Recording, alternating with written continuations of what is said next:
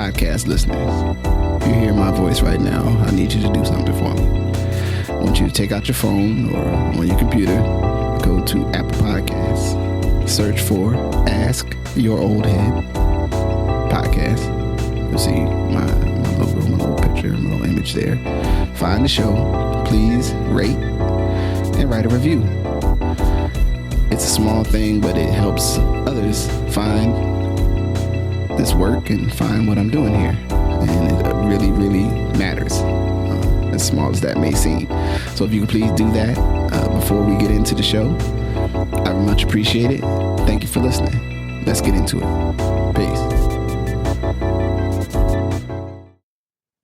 Peace. Peace. I'm Majestic. My brother, Justice Rajee. Yeah. So in our triumphant return to the internets, I figured we probably owe the world our own accounting of the recent,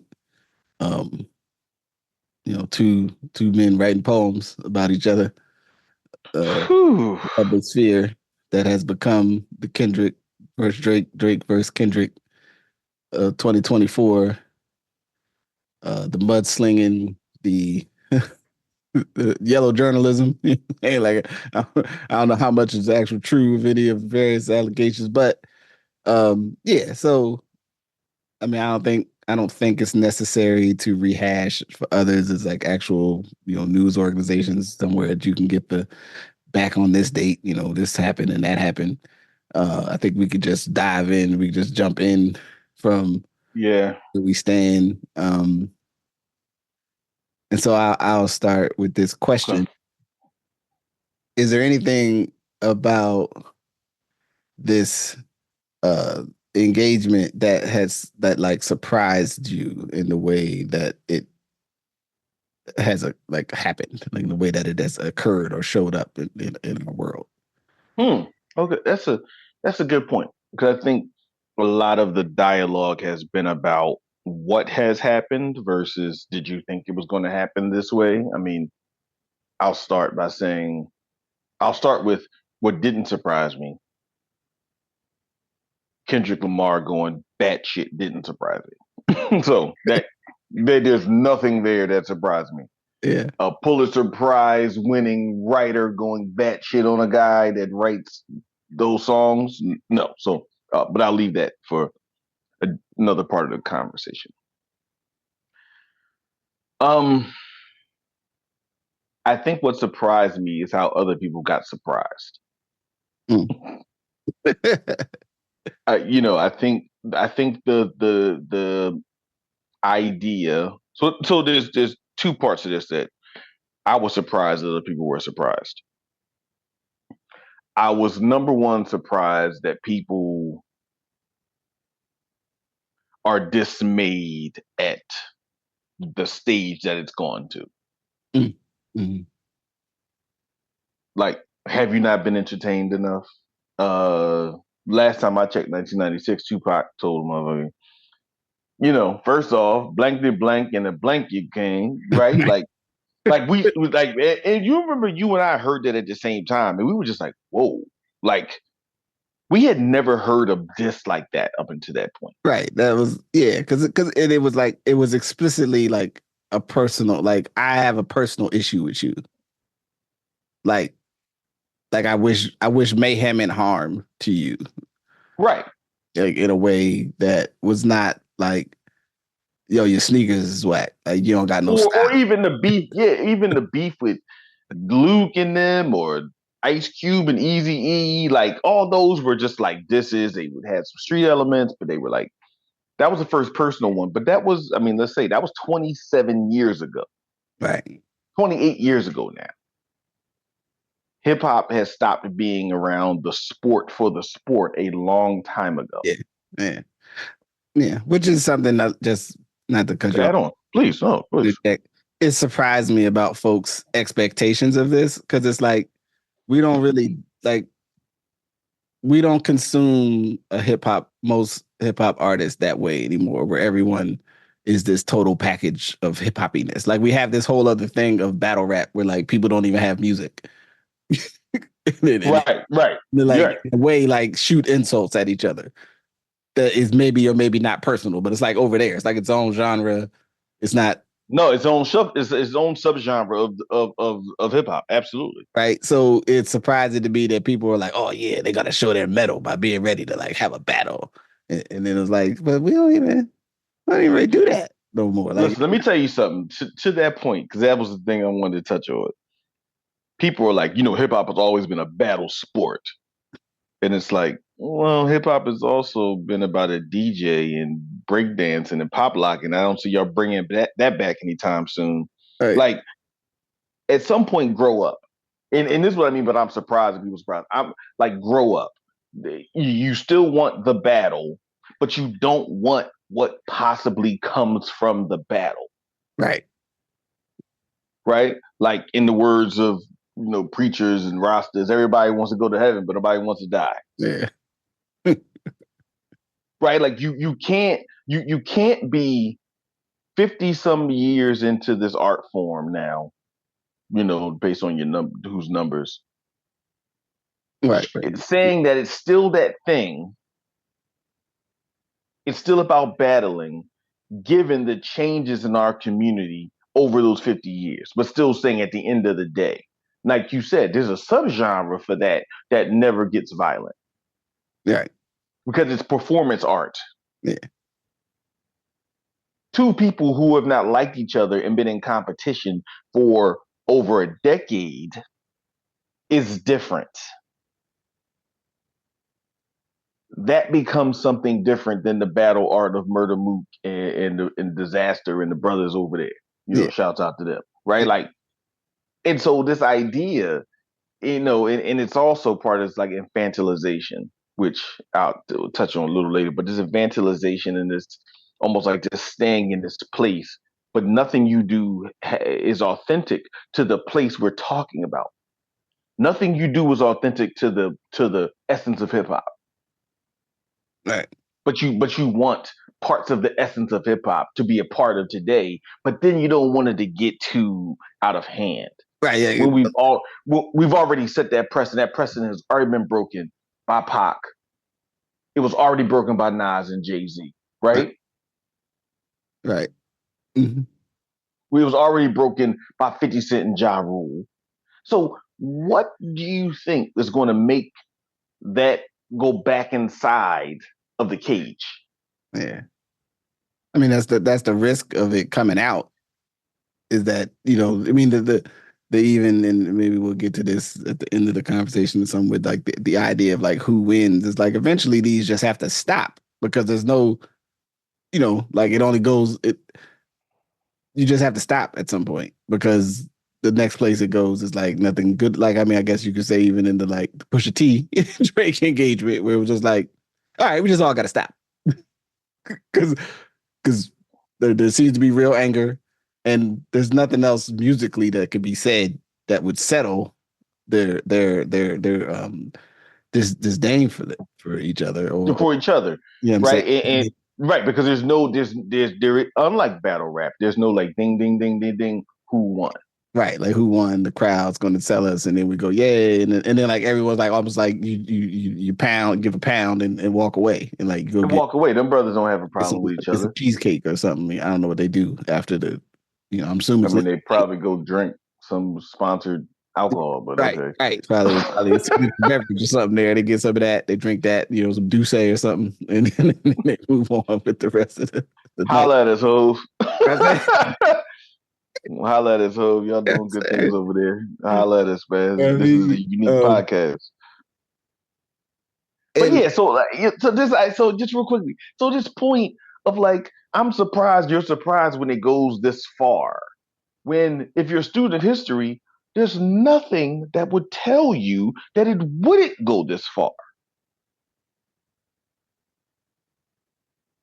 yeah, Everything we see would prove the last precedent, right? I mean, if we want to even do it from this context, the last precedent was Pusha T finding out information about this man and revealing this. Do you think that it was going to be lighter than that? right.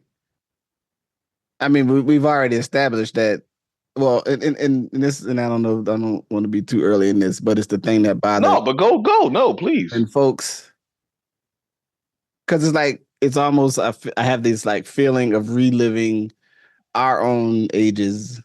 Uh, like it's about your rhyme. This person's rhymes are not accessible, and people like to dance to it, right? And so then it's like so like would Drake win? Whoever would win by doing something that would make us like what they do better, like almost, but at the same time being like, but not like the actual content of the information. But then all these people have become now like picking apart the content of the information, but they told me that the content of the information doesn't matter if it's a bop, right? Like this concept, that Whoa, construct. whoa, oh Hey no, man, here you go, yeah, man. because I got to do it to them because they Oh like I'll be like no. y'all got to pick a team. But wait a minute, so if the artist because my assessment of the issue and I should backtrack something first.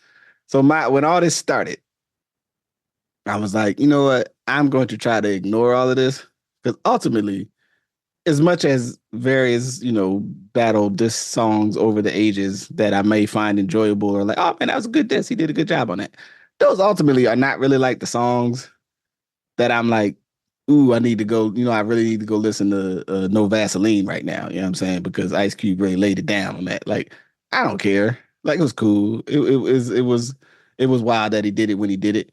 It also has some very, not apropos themes and constructs that I don't really want to be a part of my day to day life as a man of my age and my own health and well being.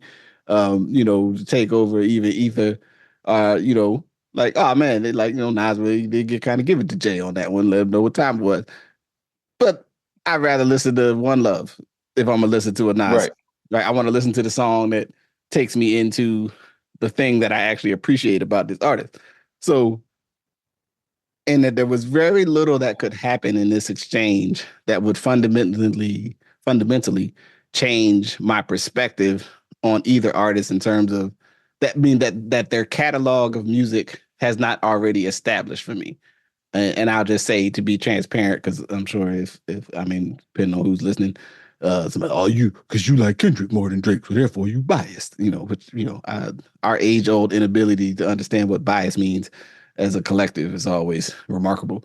But it's like, no, it's like, I like more of Kendrick's music. More overall of Kendrick's music speaks to things that I understand in a much more direct way. And I also think he's like a real person that has a constructual, has some sort of center.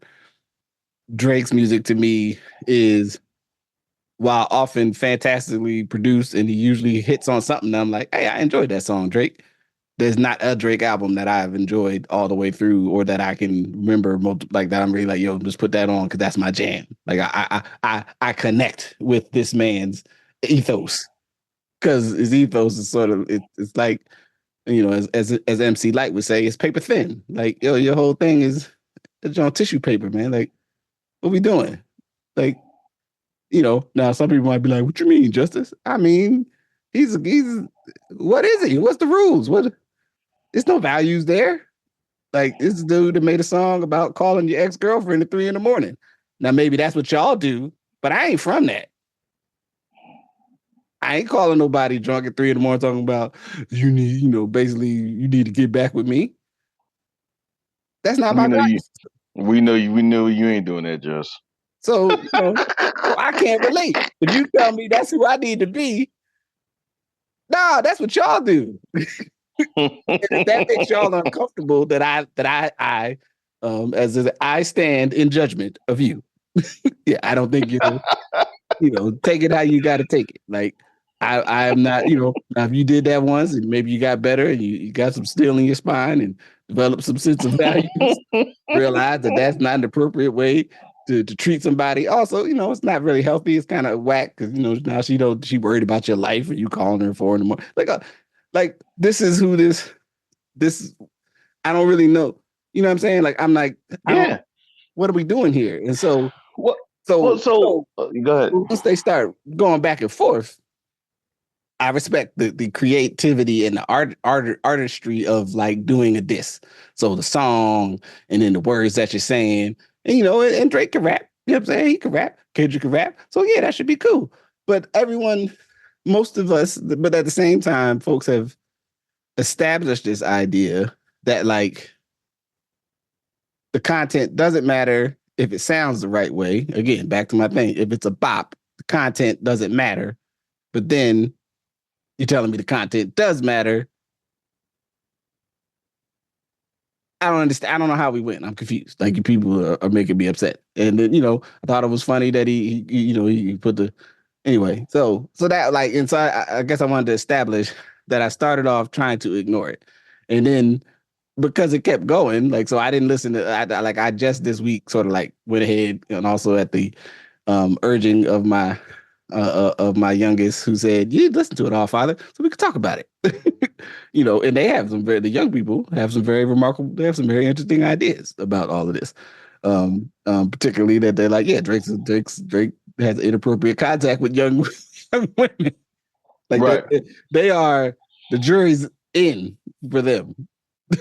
Drake is the dude that will have an inappropriate relationship with women that young people that he should not have, and they've already decided that, at least the ones I know.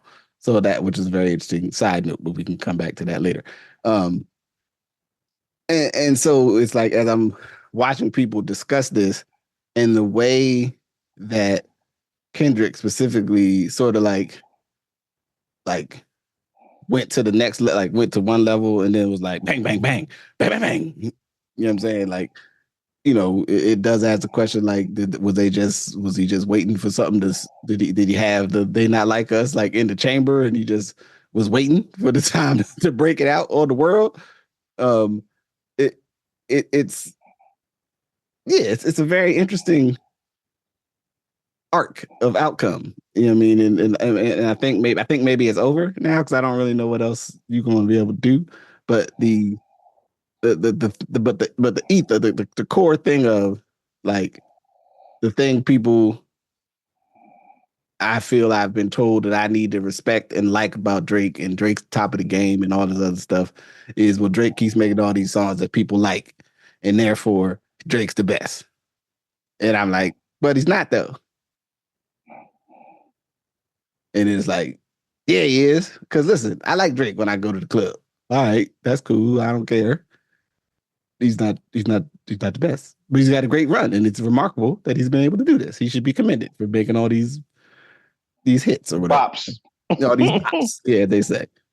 So yeah, so that was I just wanted to get that off my chest and get that idea out there. But yeah, No. So I want to touch on this, what I call the fetishization of the bop. mm,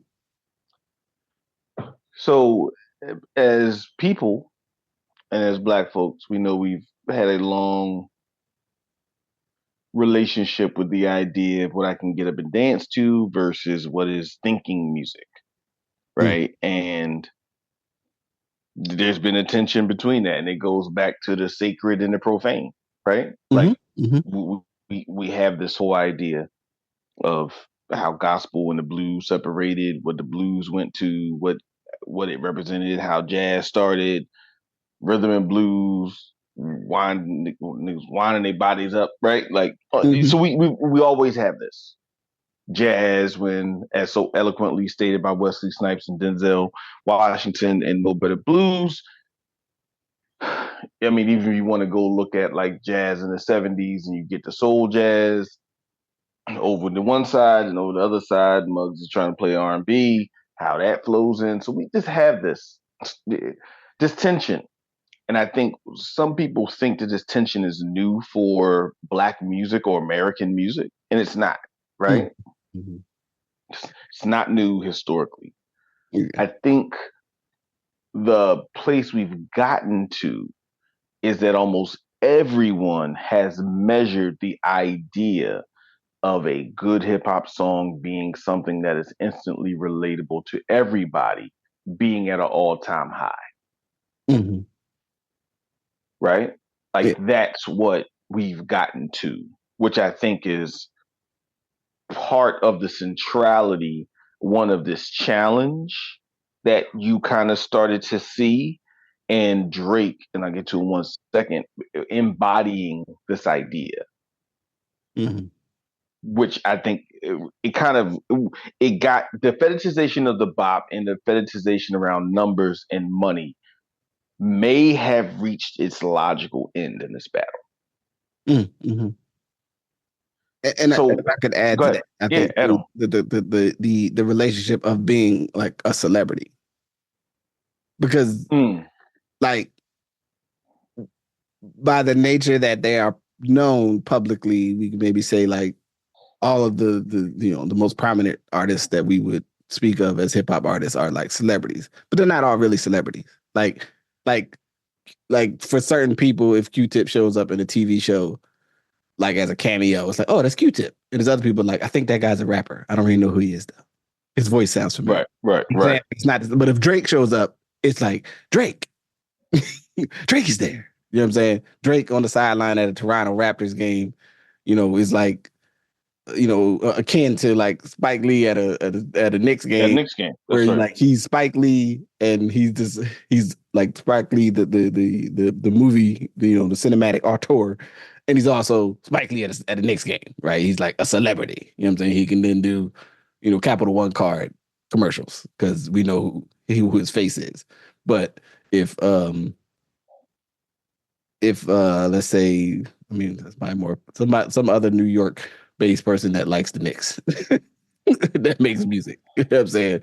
Uh, Right. was also on the sideline. It wouldn't be other, Us Weekly. I guess if you got to use a publication, but like the internet troll pop culture of it all would not bump. But Drake is like a public celebrity person, Right. like And he revels in it, yeah, right? He revels in that kind of ubiquitous presence. yeah, and I would say that Kendrick, although popular, is not. I don't know that to be kind of on his jacket as like Kendrick was at the Lakers game. Kendrick was at the Rams thing. Kendrick was at the you name it public thing that celebrity rappers was at. Not rapping, just being there. I mean, I think clearly personality wise, Kendrick Lamar is an introvert. Yeah, Like right. clearly. Yeah. From musical output to the way the music comes out to even like clearly. Yeah. And so when you get to this place where even other artists have crowned Drake the king because he has had a run that actually was longer or as long as Jay-Z.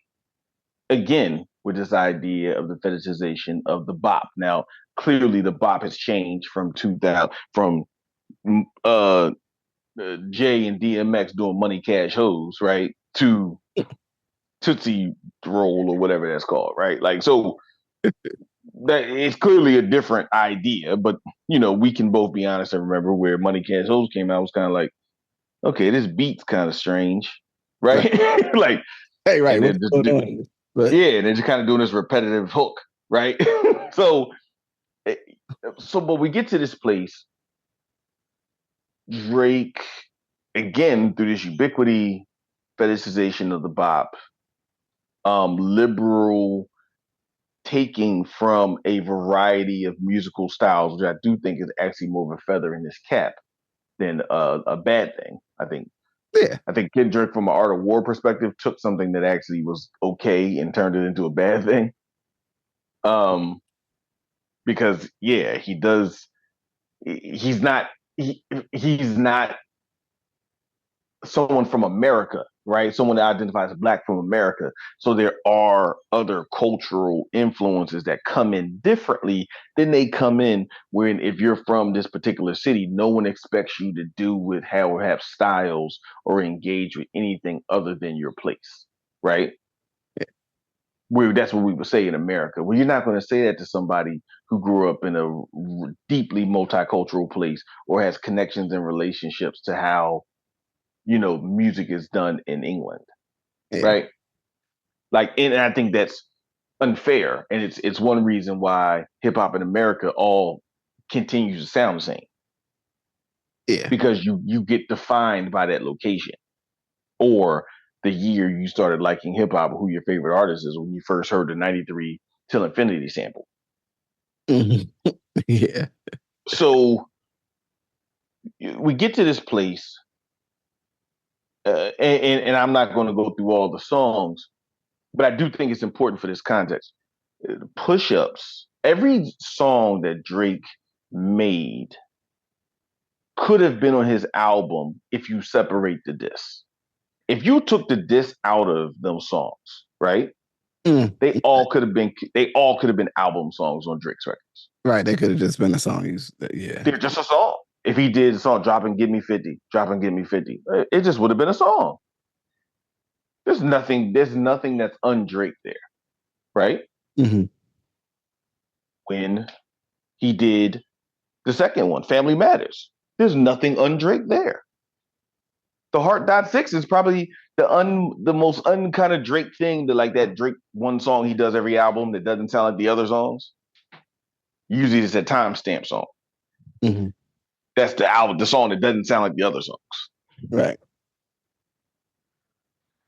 People forget that when him and Meek Mill were going back and forth, the first song he did at Meek was called Charged Up, and this is one of the most depressing songs ever. It is slow. It is plotting. And then he came right back and did Back to Back. And in that sense, I think changed what we perceived how hip hop this song should go.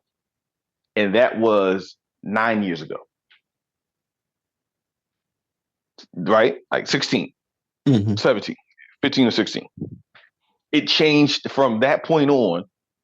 We didn't think that a diss song not only had to be hard, it had to be like mean, but it had to be something people wanted to go to the club to, Right. which entirely shifted the range of how you even thought about music in that regard. So the fact that we got to that place, the fact that his first song about Kendrick was not anything else than your shoe size is small, right? Yeah. Your shoe size is small, and the guy that's been knowing you since a kid took too much of your splits and your money. Like, when is that a premise for what a diss looks like? Right. Right? Like that's the substance of the first diss. Yeah. Yeah. I'm not gonna talk about the AI shit. That was like, because again, that's like a whole nother that's like a whole nother thing. Yeah. That is a whole another weird. Like going to like you dissing the guy because those are his people and all that. But yeah, and then again, your songs are meant to be played in the club while you ridicule someone. Because that was the Meek Mill strategy. And it was even the strategy with he thought it was gonna be the strategy with Pusha T until he went nuclear. Yeah. Yeah. And And so that mob, go ahead. no, go ahead. Go ahead. No, so I just want to say so that idea, but it underscores is what I want to say about the fetishization of the bop, and that Drake has been able to reign, if you will, because he's at his best as a offensive person. When Mm. he's ridiculing you to something people want to dance to, he is almost unbeatable. Like that essentially was the thing. Now, the story of Adidon with Pusha T was again just different because he just touched on his character and a whole bunch of other stuff. But like that was his thing. Like, I'm good on offense. I talk about you first, and I raise the stakes on you. And the Right. last thing, which I think ties, and I know we'll talk about this, I start with talking about women. Yeah. He starts with mentioning your significant other. Right? The reason that Pusha T went postal on him is because he mentioned his fiance. Yeah. In push-ups, I be with bodyguards like Whitney. Right. And Pusha T said, "Yo, you probably should leave my lady alone." Right. Like you Like, Well, it's the idea that like anything is fair game. And it's like, nah, it ain't though, actually. but it's about women. So it was interesting from a Drake perspective. Right. Anything is fair when it comes to women. Mm. You see what I'm saying? Like anything is fair when it comes to Rick Ross because he was hanging out with his new girlfriend. Anything is fair with ASAP Rocky because Because I'm still in love with Rihanna or whatever. I'm still over Rihanna, right? Like Which is a very you're like I'm a celebrity and she's a celebrity and like y'all care about whether if I ever got over Rihanna because like there's no the only reason that becomes something that you would put into your roadmap of world of talking about is because like at some time like the celebrity spectacle of who celebrities are dating and if you're invested in that right and then your knowledge that people are invested in that so therefore I have to keep bringing up that I feel some kind of way that Rihanna and ASAP Rocky have a family like I think they're on their second child. You know yeah. what I'm saying? Like so or at least there's there is a there is celebrity internet traffic that would like to talk about that and that any type of attention to me is attention that builds my thing because I am like my success is also about this place I hold as um I don't even know if it's a two Americas thing but like like I think that's a part of my like other challenge with this experience is that if I'm looking at this from a very like this art and this creative genre that is an instrumental part of my life versus this thing I do for I listen to because I find it entertaining. And so then my orientation because like yeah, part of rapping is people battling each other. But like it don't really matter to you like why or what they're battling about is that they do it. Mm-hmm. I don't know if I'm hitting the note, but like that's the like the it's the uneasy and the I mean the operational reality in America as black folks are like people who are not us who like to look at others fight each other Mm-hmm. and derive entertainment and like oh yeah those two bad rappers are battling each other. But we told you that we like to fight though, right? Yeah, So so you're right, obviously, that strain, that repugnant strain has been through our culture, right? yeah, But we told you we like to fight and we gave you and the people who give you any context for why we like to do it aren't even in the forefront anymore to talk about why we like to do it. right, So at some point it becomes disconnected from any of its original context. Again, if these two guys are battling, even if it's Busy B and Cool Mo D, right? If it's LL in them, like even if it's Ice Cube and what's the name, like okay, all that makes sense. And in a strange way, I even get Biggie and Pac. Like it was, yo, you was my man. You put out a song that I read that it was not okay. I don't, it's not okay. mm-hmm. And I put it on wax. And I'm gonna continue to put it on wax because what happened was not okay. That's something different than it being like there's a simmering issue between these two guys for 10 years. They don't get it resolved. Kendrick lets it fly.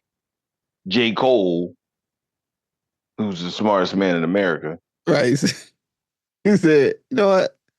I don't really want to be part of this, man. Like And even think it about though really how people harmed him, but think about how people gave him barbs and talk about he was a kid, he was a woman. Like I mean, and the whole sexual right, sexist thing right. about Oh, that. But like, if I decide to cool down, if I decide to step out of a challenge, that actually makes me less of a man, especially we know given the challenges for many of our boys and increasingly girls in our community.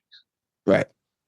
I mean, and it's I mean there's a part of it that some of us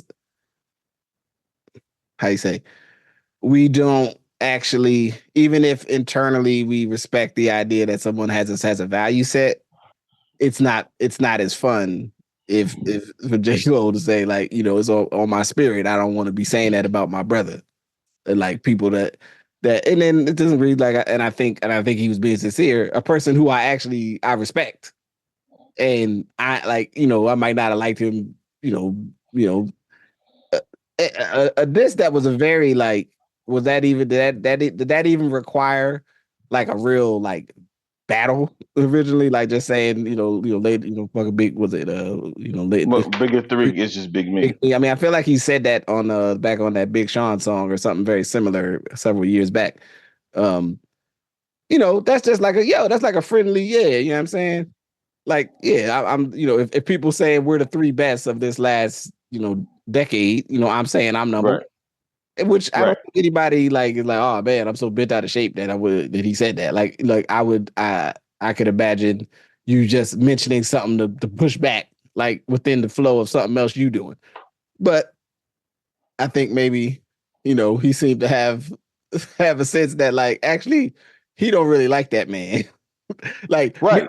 however we feel about each other is one thing, but maybe J. Cole do like he really don't like old Drake over there. And I guess Cole as an artist who is sort of famous for his like I don't really do no whole lot of doing songs with other people. I get the sense that maybe he was not the biggest Drake fan either, but maybe he is, maybe he isn't. I don't know. He hasn't really said, but by the absence of any evidence that they've ever worked on something together, Yeah. it's like some again that your catalog speaks to what you're into, right, and what you think, and what works for who comes to Dreamville and who's this world that you've crafted around your music. You know what I'm saying? That is not again. It is successful and popular. It is not at the scale of celebrity that Drake's thing is. You know what I'm saying? Drake is to me, Drake is it's almost like it's like it. I mean, I'll just say it is. It's not, almost not hip hop necessarily because he is a pop artist. Like he exists in a way, which is a good like again is a commendable thing. Doing the different like almost genre style albums, right? Where Yeah. it's like that, and that's not like a bad thing because it's almost like No, not it's at like, all. but it does I guess the way you could maybe go to like a Bruno Mars and go like every Bruno Mars thing is a different theme, right? And this year's Yeah. is this, right? Like but we don't ask Bruno Mars as a singer to like have this. Where's your gut root? Your what's it? What's the name? Bucket Blues at? Right.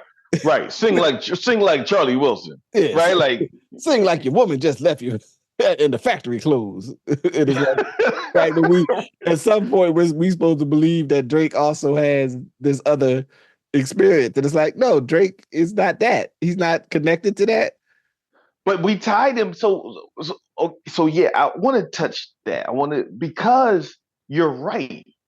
We should expect world music from a child actor who picked up underground hip hop and was in love with little brother Jay Dilla in Eclipse. And through his artistry, found a way to make enjoyable music. In some ways, Drake didn't come like Drake didn't land on us like we kind of like landed on Drake, right? And so everyone says, well, this is the way that hip hop should be done now. What Drake is doing is what we should do. You need a bop, you need this, you need music that talks about child angst. Well, not child, but like Like young people young angst. person, yeah, trying to figure out who I am. I'm having a hard And then time we relationship. it's easy for us to identify the toxic elements of what music came out in 1988 or 93 or 97. We don't, it's only got recently we call it toxic of what Drake started to pick up on of this kind of like emo rap, but a particular strain of emo rap. Because I would argue Ghostface, DMX, Scarface, all of them Yeah, yeah, in their own ways had emo rap, yeah, yeah. right? Ghostface was like he about to cry, right? But Drake's emo rap was not just an expression, and it wasn't this like masculinity spilling over from being in the community. It was like another kind of thing. but I think it started to reflect the world we all were in, that he could do that, right? That was what was successful. And then it becomes a place where hip hop, or what we call popular music, that hip hop is a part of, but not the running of, then became like this thing that started to reflect these broader sets of communities, which Drake, I think, was uniquely suited to touch on. Mm. He was uniquely centered to be R&B when it made sense. He was uniquely centered when it went to do 48 bars when it made sense. He was uniquely suited to be like, I've been listening to reggae or listening to house my whole life because of where I grew up. Mm-hmm. So it's not difficult for me to do that song. Right. And so we started crowning him, or not the, we here, but the broader we, to the point where he became, I think, overly arrogant. And the proof of the over arrogance is, if you say to me that Kendrick Lamar is no longer with his woman, right? Well, he ain't the first and he won't be the last. Right? Like, Right. Like people, yeah. okay. Relationships end. It, Like, now, if you tell them they had a tumultuous thing and something was going on, and he, there was, regrettable forms of domestic violence, that's like a different thing. That's different, and that's not good. But now, when you start to say, "Oh, but this guy over here actually likes young girls," with proof that we have that he like calls young girls, and then on the records actually also says, "I revealed myself. I leaked a picture of my of me in the most personal way oh yeah, online." he did do that. Like, you leaked a picture of yourself, That's weird. and then you got a guy who's got a human trafficking case in your crew. No one's coming like, no, that's not the Drake I know. Right. Right? Right. There's no one that's saying, that's not the Drake I know. No, man. No. Y'all, Right. y'all don't went too far. Y'all don't went too far talking about my man. Right. The silence is deafening. The collective silence is deafening. And I think it's because we got to this really dangerous place where we got him confused and he got himself confused about the nature and the capacity of him to be incisive and clear and diverse with writing and producing a set of ideas and raising the scape on you every time. Like, every time he left breadcrumbs for him. Euphoria, actually, to me, is a brilliant song. Now, the more I go back and listen to it, it's the best song of all of them. Because, like, just for the example, he said, "You make music that I make music that electrifying. You make music that pacifies." I could double down on that later. But for now, it's random acts of kindness. Right? He said, "Don't tell lies on me, and I won't tell the truth about you." Now, if I was Drake, I probably would have stopped that. Because as a writer, I would have heard that differently. Mm-hmm. But Drake didn't hear it differently as a writer. And because he has ghostwriting, and that's the whole thing. We all know he has writers writing for him. Right. Like, again, he is a pop artist in the way what he does happens. It is not the voice of the, like, internal dialogue of this individual thoughtful artist. He is able to, and again, and to the degree, almost as an analogy, that, like, some people would say, we even though we perceive Taylor Swift as a country artist, she's just Taylor Swift now. Right. Drake is perceived as a hip hop artist, but he's really just Drake. Right. He's I mean, he not. did an album, right? The album before this one with 21 Savage and before For the Dogs is an entirely electronic music album.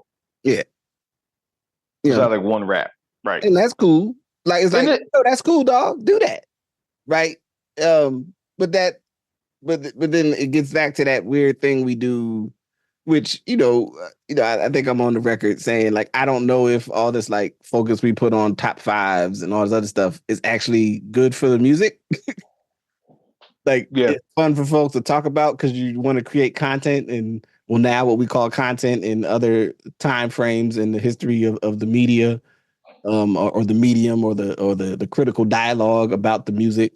It made for great radio spots to ask people their top five or their top this list because we all like lists, even though tiers are better in almost anything that you're going to try to organize thought. Tiers is usually better than lists. Um, the So then it's like yeah, because he's the best. It's like no, he's just the most popular. Like Black Thought's better than him. We all know that. Like Black Thought actually rapped in the voice but of Idol. that's only if you're discounting the fetishization of the bop. Right. If the bop is the thing to be praised, Right. Then yeah, I'm wrong. then he's the best. Yeah. Because you've decided that the bop is the thing. That is the goal. Right? That's what I'm saying. Like because the bop is the goal, then who does the bop best is the best person. And before he did Not Like Us, there would have been many more. Kendrick did Not Like Us. There would have been many more people that still would have been debating who won. Yeah. He quote unquote had to do a bop for it to be conclusive, which again is its own thing of this day and time. Wait, you're saying he has to do a bop when he did an interview talking to his mother, his father, his child, his alleged other child, and then him? Mm-hmm. Like, I gotta have this other thing. Like, he rapped over Al Green, knowing Drake's Right. uncle played with Al Green. Played Like, which is hilarious. Okay. yo, like the level of viciousness that he applied to this. I say the quote Jay-Z, don't make me do it to you because I overdo it. You know what I'm saying? Like, OD'd on homie. like, But up until that, and up until the the heart part six, just sounding like his heart wasn't in it. Pardon the pun. right. The heart part six. He's just like, dog, I'm done. I'm done. As a young people, I engage to get that thought on it. It's like he put out a song that said, "Nuh-uh." Like you said that about me, but nuh-uh. That's not what I am. I am not that. Yo, that's not really a defense. It has and in my Fezzik voice telling me, I don't think what you think that means is what I don't what that means. you know what I'm saying? Like you telling me like I didn't do that because I'm too famous. Like what? That's not but and people would say that's the one you can tell that he wrote. right. And it's also the one that is most structurally sloppy. Mm-hmm. You see what I'm saying? Like that's the other thing. Like that is structurally sloppy. That was a response to I ain't gonna say from the heart, but like yo no, but it's like yo, your pen is not working right because that's not how that should have been framed. And it gets to though this like this larger or like one for and I've heard this said listening to other like podcasts and reading a couple things, but mostly like more like people commenting on this situation and kind of going, like how are these still the only like the top artists, or at least what we consider the top artists within the genre after all this time? Like where's I am not a person of the ilk that I think hip hop should have an over involvement that it only needs to be someone young that is now the person that is the most famous person, because I think that's a weird like other we allow other genres of music to have aging bands that we still enjoy their music. Maybe we don't enjoy their new stuff as much as we enjoy their classics, but we don't feel like we need to displace them, which is an old conversation about hip hop, I think now at this point, because some of us in hip hop have been saying that for 20 years. It's like, yo, why do we got to act like EPMD didn't exist? Um, like to appreciate where our music is going. The is the question of like if you're the construction of the way before Kanye went off the deep end, where the world continually, no matter how ridiculous Kanye behaved in the world, it was still sort of like, but we like Kanye's music. And yeah, what he said may be been offensive, but it wasn't that bad. And look at him and his wife, and it's such a spectacle, right? Like the fleeting nature of fame, because if fame, not just the actual music, is a part of what makes you attractive, then the fame can go. The music could be the same. Like he could put out, like Drake could have like a ill ass. He might have been working on the ill ass, like Chicago stepping music record to come out next, right? That was like going to bring the Chicago step music to the world via Drake. You know what I'm saying? And it could be the exact same record, but if the fame content of who he is now sort of like almost, I guess like what is it, the Q rating? Like his Q bad now, that it'd be like, yeah, Drake put out some kind of weird music down. We don't really understand. Like, and I'm saying this from the way the pop celebrity in person, the way that person engages things that are created, right? Where it's spectacle, it's important because other people think it's important, so therefore I think it's important because I identify whatever I think other people think is important, not necessarily what I actually like. But so can I touch on that real quick? Because you want to go back to what you just said, which I think is a really interesting point. Because you and I both talk about this whole age thing in hip hop, which I think also does reflect in a lot of other art forms. If you say you like rock, if you really like rock, it's a crime not to say you didn't hear Springsteen in '81, right? Right, like you didn't go and look that up and hear what he was doing. Yeah, like you may like the guys that are coming out today, but to say you didn't listen to it, or if you like electronic music, to say you didn't listen to early Detroit techno, at some juncture, nobody would really say you like electronic music and techno if you didn't go listen to early Detroit techno. Because we must always remind people techno is a black music too. Right. Because I just had to say that because we all forget that. Hip hop is one of the ones that like you don't have to listen to anything that came out before 1996 at this juncture. Right. No one will question your credibility. No one in a current context. But what you just said made me realize that the two people we're talking about are 37 and 37, right? They're both 37 years old. Yeah. Which in the span of this context is not a young person. No. You are officially a meaty middle adult. and that's what I was saying about this infantilizing. And obviously Kendrick, it's different for him, but Drake, you can tell he's wearing gold teeth, he's wearing barrettes with multicolors, he's painting his nails, right? Like I'm not making some other judgments here. I'm making a judgment on the youth culture. Yeah, that's the new thing that the young people be doing. Right. So that's what I'm saying. Like but he's a 37-year-old man. He is constantly engaging youth culture. Before Kanye went off the deep end, he was a 46-year-old man who arguably was one of the most important people in the art. And I ain't heard a whole bunch of stuff on that Vultures album, but some of that shit is hard. Like, some of that shit is hard. Like, there is something that they got going on over there. Like his process, hip hop has gotten so glossy that his process is so choppy. I think it'll ever be difficult for people to like get into it again because everyone's rollouts are all good. And Kanye West has abandoned all any idea of like the rollout being smooth. like he'll be like, I'm putting the album back out in 2 weeks. Don't worry about it, y'all. I'm gonna fix it. I'm gonna fix it. We ain't seen nobody, but I'm gonna fix it. You know what I mean? Like Dr. Dre seduced us into this idea that it had to come out perfect. right? Like he kind of got us into this. Like if it don't sound right, again, the bop fetishization of sonics. That like something's wrong with it. But when you said that, it makes me realize that there's two 37-year-old men who have been in the industry for over a decade,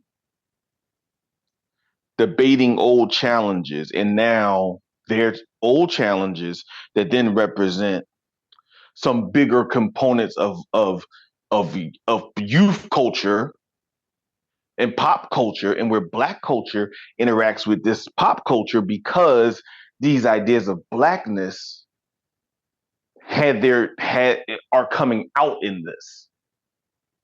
Because I would argue the Nas Jay Z beef ain't got nothing to do with black culture more than Man on the Moon. It's two alpha, quote unquote, toxic alpha men arguing, Yeah. right? Like that could happen in any world. Like that happens in the business world every day. Yeah. This one is different because it's this constant engagement with blackness. And then the idea of is this person black enough being engaged by groups of people who one of the reasons that they actually do like him is that he is not overly black. Right. He's enough of what we like or we find attractive about blackness, but he doesn't make us have to sort of like think about. It's like a conversation I've had with Laya about like the songs that she puts on and some of her peers are not into because they're the songs that deal with like the actual how much unfun it is to be black at times. they want Right. they don't want to listen to them songs. Go back to that song where he's talking about being crazy and getting. I'm about to go do something crazy. Don't give me that song where he's talking about how his feelings is hurt. I don't want to listen to that. Right? It's a very and I don't know. I mean, we can there's another place for conversation about implicit and explicit bias and all this other stuff.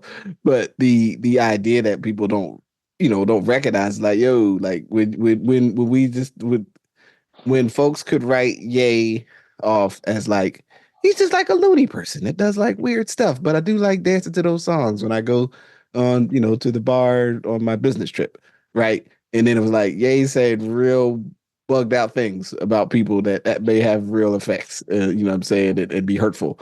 Then it was like, oh man, we gotta stop talking to Ye.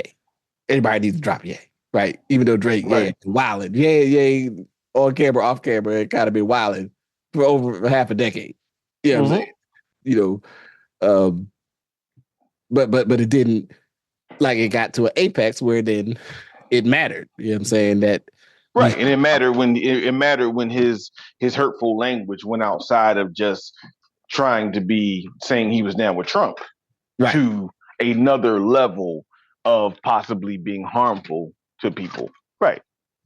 And again, in Drake, in a very similar way, it's like again, and not just because he's from Canada here, because Right. shout out to our brothers and sisters in Canada. So it has nothing to do with being from Canada, but his unique positioning with being from Canada, because he doesn't come to every conversation with a West Indian accent. Right. Right.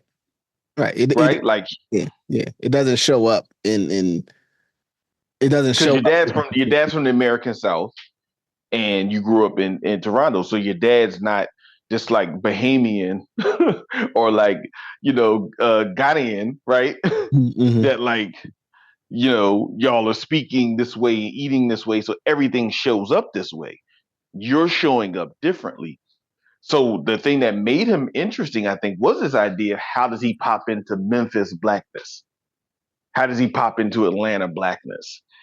How does he go back to his history as an old school hip hop fan or a boom bap or traditional hip hop fan? Right. Mm-hmm. That same thing gets pulled out now of a like, what are you rooted in? But it reflects the fact that so many of the fans are not rooted in those experiences of blackness. And that's not even saying that they're not black. Some of them are black and still not rooted in maybe those traditional Right. uh, They're not. That's ways those of talking things about are not. blackness. that's not the way that some of those things are not the touchstones for them around their identity. Right. And They're, so it's one of the reasons he's actually very popular.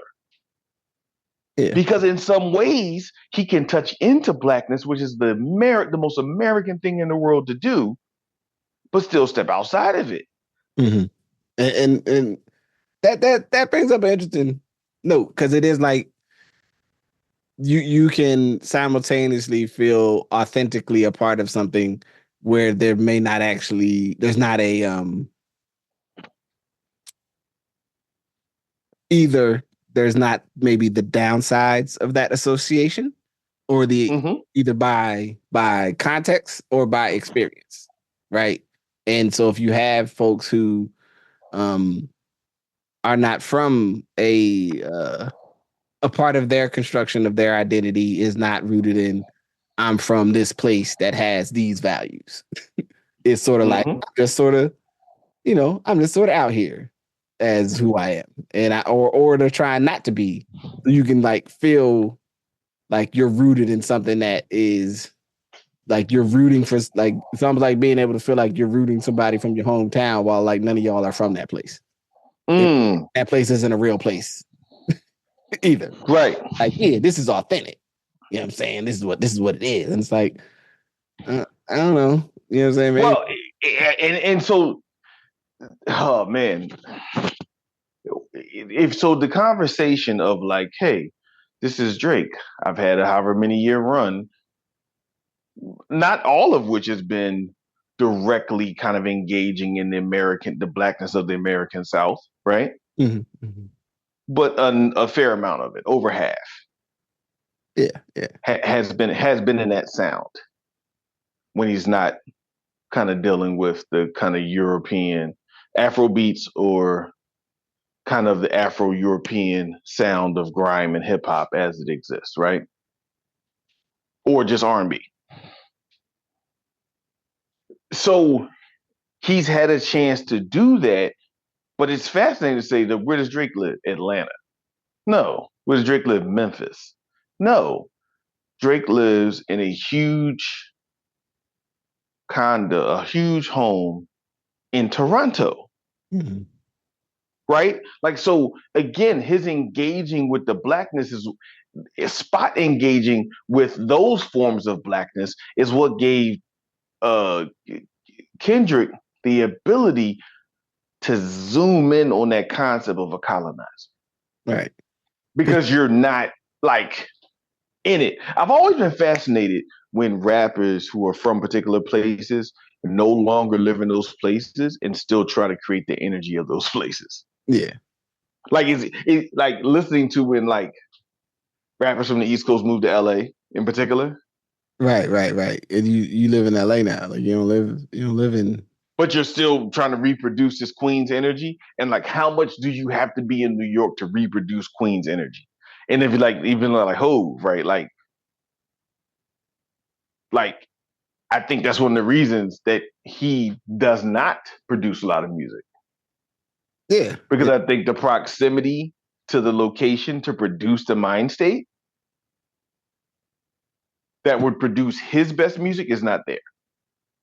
And so I just wanted to share that because I think when we're talking about this and this ability for Drake to jump in and out of his proximity to the blackness, particularly of the American South, right? Yeah. And then engage broadly, which opens him up to this conversation about blackness because your use of it is so liberal and you're giving all these people opportunities to make themselves who they want to be because of your positioning, not necessarily because of your authenticity and engaging that expression of blackness at that time. And I'm not putting a better or worse on it because there are multiple expressions of blackness in the city of Toronto, in Right. that region, Yeah. right? Like so, But I you think it's know, important to say like especially those of us who've not been to Toronto, or had it like I think the reality that as humans we struggle with things that are abstract and like if something we've not really been to. So like the idea of what LA is versus the reality of visiting Los Right. Angeles in Southern California, the Los Angeles, megalopolis, and experiencing what it actually, how it actually functions, how it looks, is not the same thing as you imagining LA from the context of like, I've listened to hip hop from artists from LA for 30 years, and I watched Boys in the Hood and A Menace to Society and Friday After Next. And I'm sure there's some Right. movie that has a very LA. I watch A Killer in the B. Um, Right. you know what I'm saying? So I think I know what the LA experience is. And it's like none of all of those things might give you insight into LA, but like it doesn't actually suffice for like spending some time in LA with people that's from LA. Right. And then it's like, oh, okay, I see it, or even the quote, don't let them palm trees fool you. Man, be safe. You know what I'm saying? Like Oh, it's absolutely. and by the same beat, sort of the framing of um what it means to live in a city like in any city that one could think of, right? That where folks are from, versus, but then also the cities that hold large cultural value as it pertains to music. You know what I mean? So L.A., New York, Atlanta, Houston, Houston. Yeah. and Memphis, Miami. Miami, like what these places actually, what it's actually like to be from those places or to live in those places or have made your music in those places. And then we've created this world where there's the construct that like the hip hop rapper and the successful rapper is one thing, where actually the successful rap artist is many different things. And they Right. all may be doing, rhymes over rhymes over beats, but the baby, J. Cole, uh what's my man, think somebody think well, we'll just say for the sake of this discussion, Kendrick, Rick Ross, Chance the Rapper, Papoose, Right. Right. all of these with all of I don't know if Papoose is as relevant. 21 Savage, I mean, especially when people go start doing the like, he ain't even from here. Like he from England, but he lives in Atlanta. We're right out his works. You know what I'm saying? Like he didn't even grow up here. A whole other interesting thing, right? Like, but we are encouraged to think of what all of these, pardon me, not to lead the ladies out, Megan Thee Stallion, Rhapsody, Cardi B, is Ice Spice rap? I don't know what Ice Spice is. I think it's the new thing. Whatever the new thing is. Yeah. What's my man? Lil Yachty. He's Yeah. Yeah. Lil Yachty. Yeah. does the dancing. Drake's ghostwriter. Right. A really like a Right. really important thing because his father is a really well known hip hop photographer. Oh, Yeah, Shannon McCullum. that's it. And Didn't know that. yeah, and so Lil Yachty has been around hip hop all his life, and he's that what he's doing is a very authentic, him being from Atlanta expression of the music. What's the other dude? Does the like kind of like almost like Lil Baby. not little baby. I'm not little baby. I'm thinking it'll come back to me with it at some point. That all of these people, like we are encouraged to think of all of these people as doing the same thing, when if you actually sit and listen to what they're doing, they're not. They're doing things that are within this frame of a genre that is similar, but they're not actually doing the same thing. And so then even we get to this moment, which in some ways is a very like, and I didn't think about it till I started thinking about it. And I was like, because like the one, I think they only have one song on Kendrick's records that they did together, which is a song I think is actually like the wackest song on that, on Poetic Justice. Poetic Justice, yeah. That song is whack. Like I skipped that song. Like just that was the most that was the oldest shit I've heard you say in a long time. What's that song, Poetic Justice? I mean, that joke. When I was like, all right, man, this Kendrick thing is happening a few years ago. I was like, let me figure out what this is. And I was like, oh, okay, I see what he's doing. This dude, all right, you know what I'm saying? Money Trees, you know what I'm saying? Various other songs. I was like, okay, he got something. this song is not really that good. This is like we did a song together because people said we needed to do a song together because that's what you're supposed to do when you famous rappers. You know what I'm saying? But like Right. I can't imagine anybody was really like, yo, I went and got Kendrick's record because Poetic Justice was so fly. Because I like Well, it wasn't, but I want to push back on that slightly. Not you, but that it was well, a number one song, man, it's terrible.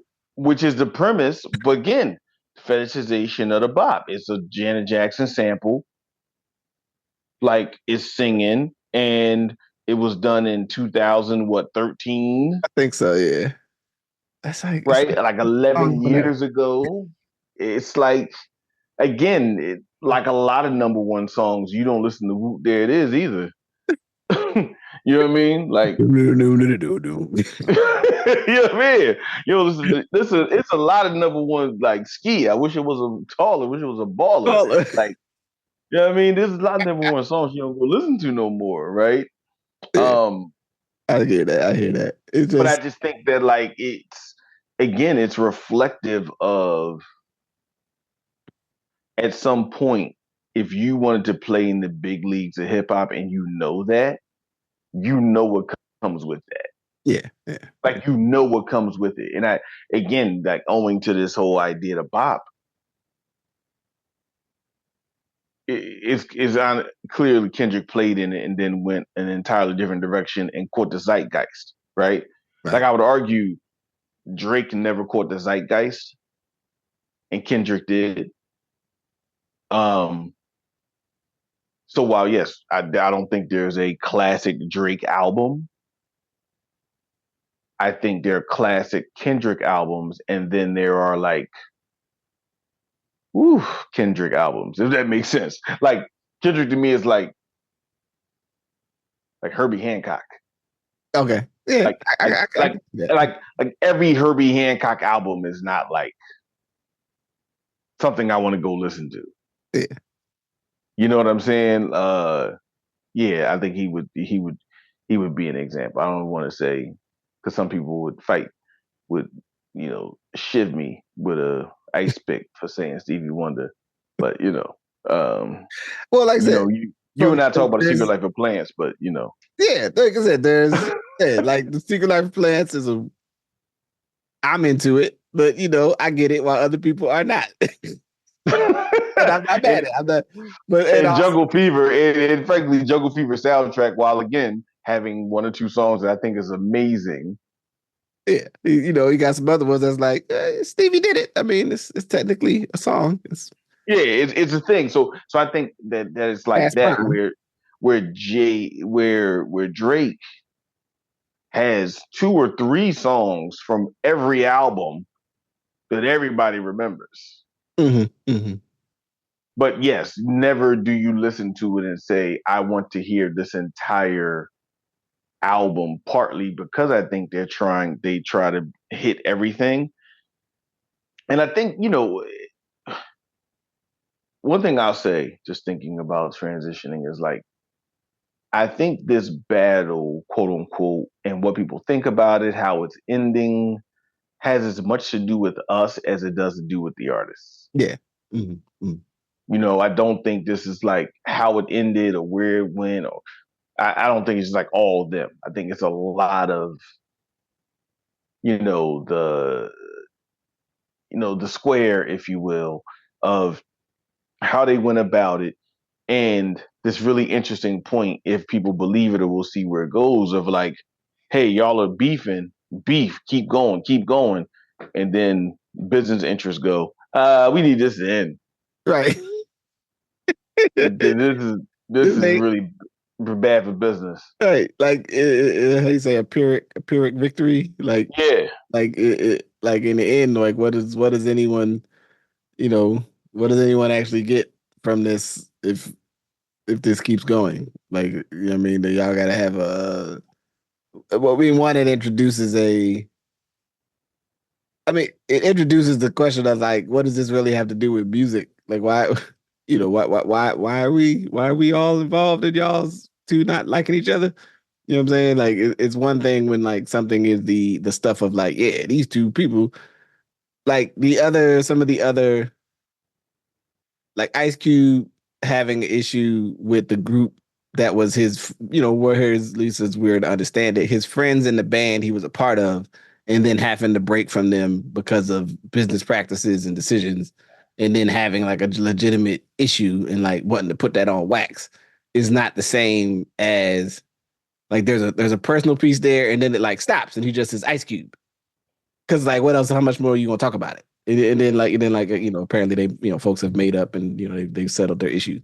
Jay-Z and Nas happening when that happened was what I don't know. There's all these other rap beefs, and then there's like local ones, and there's ones about I was listening to a couple of them, probably like some artists from the South that I don't know all the like in like whatever happened with Master P in Atlanta and T.I. and Oh yeah, I mean, yeah, T.I. and Lil Flip. Little flip You like going to had his neighborhood. But then some of that stuff also had like other element. Had that other element right. we were talking about, right? That we all assume that other element is not a part of this situation, right? That we're No, right, like right, right. we're We assumed this. assuming that Yeah. other element. And for the record, I hope the other element does not become a part of this situation because we don't need to lose Let me be them. unpopular here, though. Let me say something unpopular.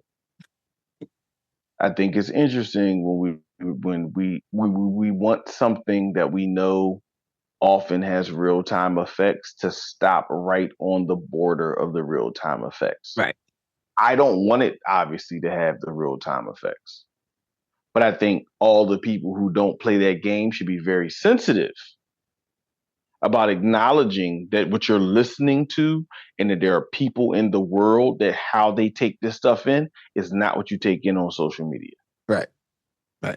Like if anyone doesn't think there's some people in LA at some juncture Right. They feel like they that feel like they want to like solve this issue, then that means you're missing the relationship between music and culture. Yeah. Yeah. And however you want to slice it, there's still a relationship between music and culture in some art from some artists that you can't separate. Yeah. And you don't get the right to, because you're not at that place, to then be like, oh no, y'all can't do that. Oh no, they can do it. It's happening all the time. Yeah. Like that's happening over there.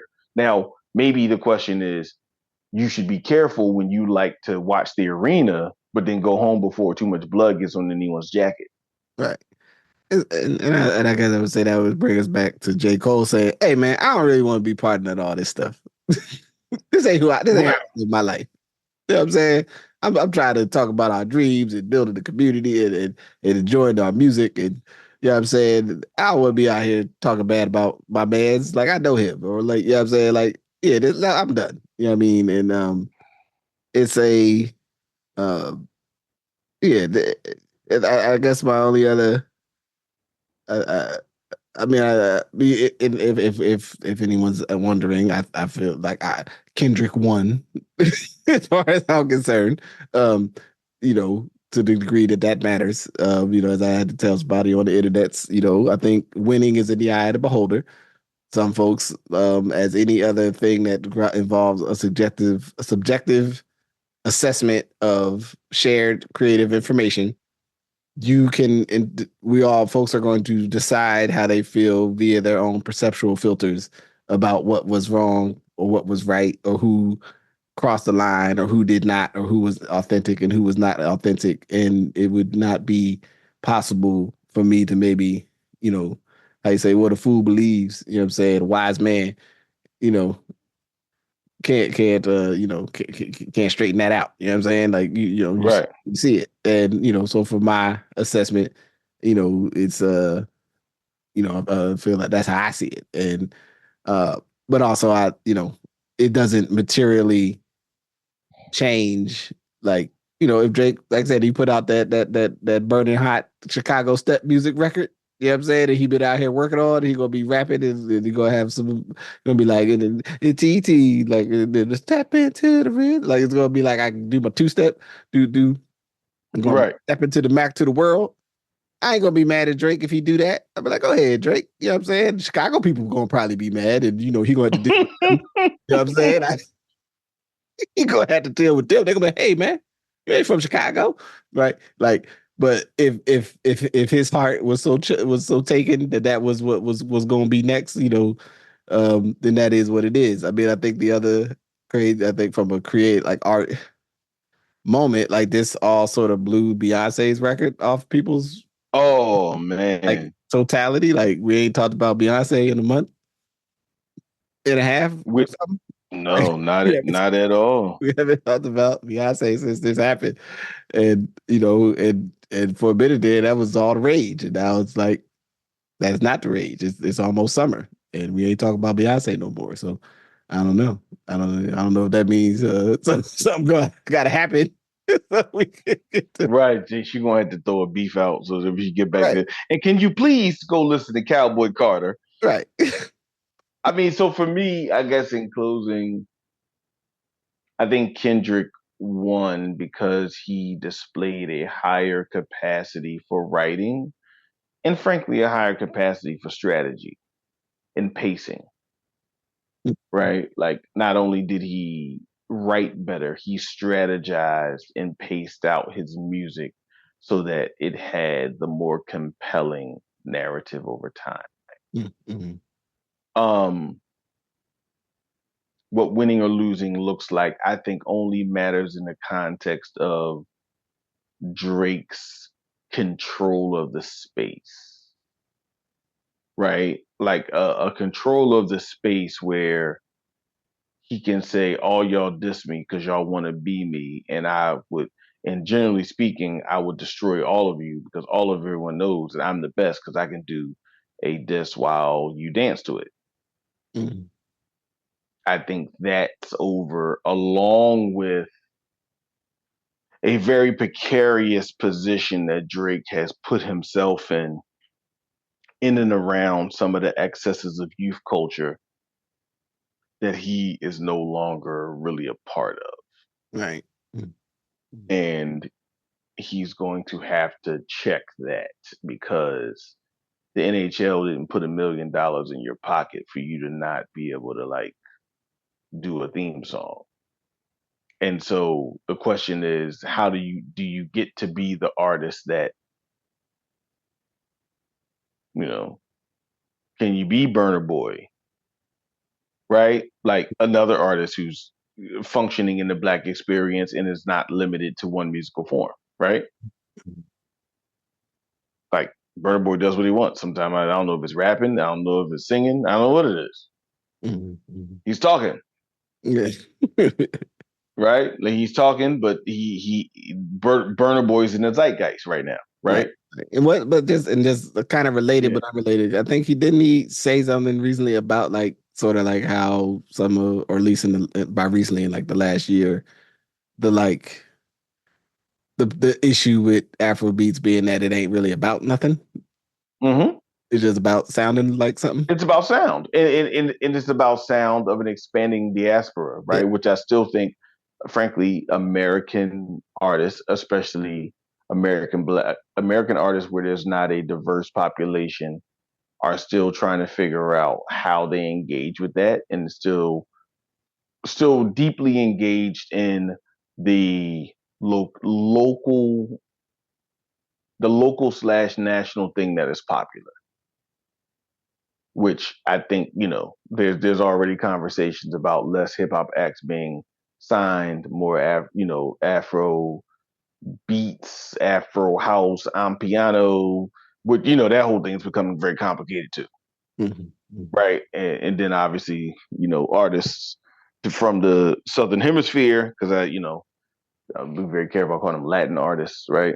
Um, but yeah, I just think we got to an interesting place around what's important. I will say, and for me, the best thing that came out of this, besides Kendrick actually putting on a writing exhibition, is the podcast space and the music space was forced to have more adult conversations than have been had in a long time. mhm, People have been forced to look at issues around patriarchy, issues around sexism, issues around truth and lies, issues around positioning in art and culture, right? Yeah. In a way that has people have not been like. Right, I right. don't Yeah. listen. I don't watch Joe Budden show, but like this has made Joe Budden say the smartest shit he's seen said in a long time because it is something that is requiring that the conversation. And on the flip side, it's you get Vince Staples, people like, what you think? And he's like, yo, my record deal's fucked up. That's what I think. Right. So like he's giving you a juxtaposition that like, yo, where does all this land? Because all you're not hearing this from a mixtape in the hood, right? Remember the great mixtapes with the Mm. hard, you know what I'm saying? Right. Like you're not getting a copied version of this. You're hearing it on streaming platforms and YouTube. It has corporate global implications. Yeah. So, yeah, for me, it's just about like what did we take from this and how can hip hop slash black culture slash black music start to do a little more introspection and police itself. Mm. Yeah. That's bad. Awesome. Well, yeah, I mean, I feel like we got somewhere. And so Yeah, we tied that one down. yeah. Tied that tiger down. So with that, I'll say peace. Peace. Thank you for listening to Good Brothers. Thank you to my good brother, I'm Majestic. And thank you for being patient with the most inconsistent sharing of recordings in my time making this podcast. I am right now in Rwanda, actually, preparing to travel home. And I just want you to know, I realize it's been a different type of spring. But I will get it together for those of you that are regular listeners or are looking out for conversations to listen to. I'm going to even skip the whole how you can support the podcast thing because I'm tripping.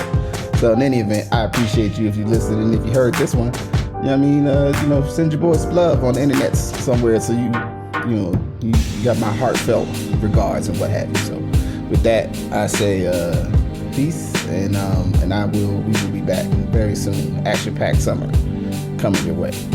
Peace.